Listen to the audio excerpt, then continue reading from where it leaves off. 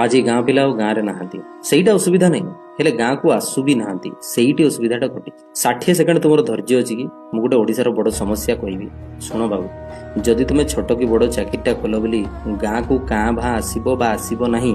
ताले शेष तुम दोषी ही मर केमिति एई गाँ रे तुम बड़ हेलो एई गाँर माटी पानी पवन रे तुम शरीर और मस्तिष्क बढ़िला ना कौन बिग बजार रू शॉपिंग करी तुम बापा तुमको आनी तेबे सेई शरीर और मस्तिष्क एबे तुम गाँ पे लागिबो नहीं कौन पे तुमे सेई गाँ रे केते मलत्याग करिचो केते परिवेश व्यवहार करिचो नष्ट भी करिचो परिवेश तार ऋण सुझिबो किए तेणु बाबू गाँव कमिटी रे सामिल हो गाँ पूजा टिके पैसा दियो और जोग दियो आ शेष घोड़ा गाड़ी घर जहाँ भी सामर्थ्य अच्छी गाँव रे कर कहीं तुम ठार इन्स्पायर है नव युवपीढ़ी उन्नत मुखर हो उठे नले से लुंगी पिंधि आंब तोटार ताश खेलिबे आ संध्यारे